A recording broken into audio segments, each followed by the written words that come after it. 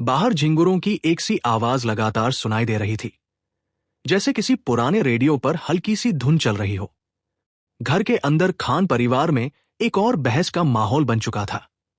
रोहन, 25 साल का तेज तर्रार और आत्मविश्वास से भरा युवा, हाथ सीने पर टिकाए हल्की मुस्कान के साथ खड़ा था। उसके सामने उसके पिता आसिफ खड़े थे, एक ऐसे इंसान जिनके चेहरे की झुर्रियों में सालों की मेहनत और चिंताओं की दास्तान छिपी थी। बेटा, फिर से तेज चला रहा है तू। बांद्रावली सीलिंग पर ट्रैफिक दिन ब दिन बढ़ता जा रहा है, आसिफ ने चिंतित स्वर में कहा। रोहन ने आंखें घुमाई। बाबा, आप फिर वही राग अलाप रहे हैं। बस एक सीलिंग ही तो है, मुझे आता है संभालना। आप बस पुराने जमाने के हो गए हैं। हर किसी को ऐसा ड्राइवर चाहिए जो दूधवाला हो, जैसे 70 के दशक का। आसिफ ने गहरी सांस ली। ये कोई नई बात नहीं थी, यही रोज का सिलसिला था।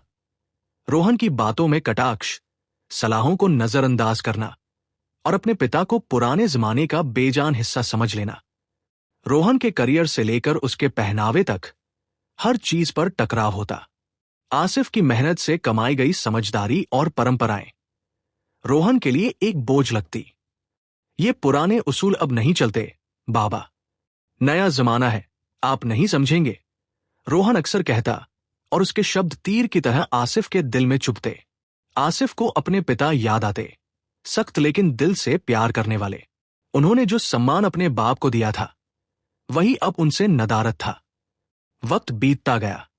रोहन ने सभी उम्मीदों को झुठलाते हुए डिजिटल मार्केटिंग में एक सफल करियर बना लिया। उसने प्रिय से शादी की, एक होशियार और महत्वाकांक्षी लड़की, और दोनों ने शहर के बीचों बीच एक खूबसूरत अपार्टमेंट में जिंदगी शुरू की। कुछ महीनों बाद खबर आई, वे माता पिता बनने वाले हैं। आसिफ की खुशी का ठिकाना न रहा। उन्हें लगने लगा अब पोते पोती को वो प्यार दे पाएंगे जो शायद रोहन के साथ खुलकर नहीं दे पाए थे। मगर फिर आई वो असली परीक्षा। बिना नींद की रातें, लगातार रोने की आवाज और नन्ही जान की जिम्मेदारी। कभी जो रोहन शांत और बेपरवाह लगता था, अब वह थका हुआ, उलझा हुआ और हर समय बेचैन रहने लगा था। रात के 3 बजे वो फर्श पर चहलकदमी करते हुए छोटी सी अन्या को गोद में उठाए उसे चुप करवाने की कोशिश करता। प्रिय थक कर कभी कभी दूध पिलाते पिलाते ही सो जाती और रोहन खुद को बिल्कुल अकेला महसूस करता। एक शाम प्रिय ऑफिस से लेट हो गई। रोहन अकेले ही खाना बना रहा था, डायपर बदल रहा था और ऑफिस की मीटिंग में भी शामिल था। वो अन्या को खाना खिलाने की कोशिश कर रहा था, जो मुंह घुमा घुमा कर सब कुछ थूक रही थी। खा लो प्लीज, बस खा लो, उसने चिल्लाते हुए कहा। आवाज में झुंझलाहट थी, लेकिन उसी पल वो ठिठक गया।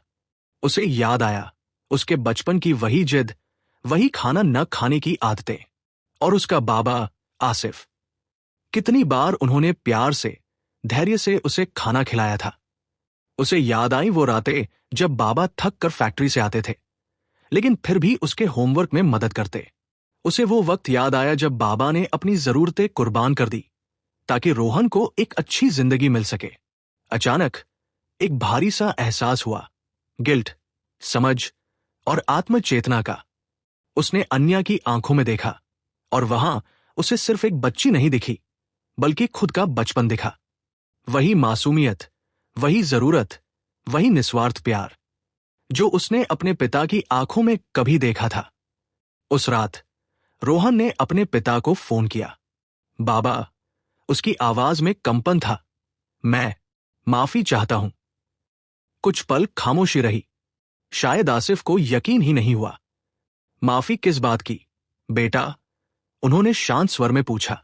सबके लिए, आपकी सलाहें न मानने के लिए, मजाक उड़ाने के लिए, जो कुछ आपने मेरे लिए किया, उसे न समझ पाने के लिए।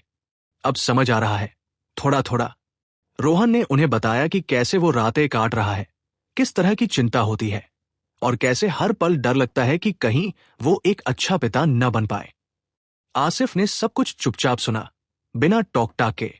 फिर बोले, चिंता मत कर बेटा, हर बाप सीखता है।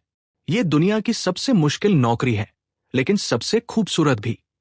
गलतियां होंगी, लेकिन जब तक तू प्यार करता है, सब ठीक रहेगा। उनकी बातचीत घंटों चली। पहली बार रोहन ने अपने पिता को सुना, सिर्फ सुना नहीं, समझा भी। अब उसे लगा कि जो पुराने तरीके थे वो दरअसल वक्त की कसौटी पर खरे उतरे उसूल थे।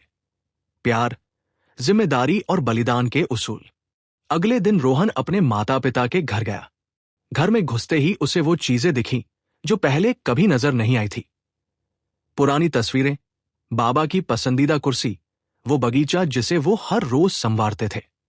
वो बाहर बरामदे में गया जहां बाबा पौधों को पानी दे रहे थे। रोहन पास जाकर चुपचाप बैठ गया। काफी देर बाद बोला, बाबा, आप सही थे। सीलिंग पर ट्रैफिक सच में बढ़ गया है। आसिफ मुस्कुराए, एक सच्ची आत्मिक मुस्कान के साथ। पता है बेटा, पता है। रोहन ने चुपचाप उनका कंधा थामा। अब जो फासला कभी एक खाई लगता था वो धीरे धीरे पाट रहा था। तकनीक या फैशन से नहीं, बल्कि पिता बनने के साझा अनुभव से, वक्त की समझ से और इस एहसास से कि वक्त का पहिया घूमता है और एक दिन हर बेटा बाप बन ही जाता है।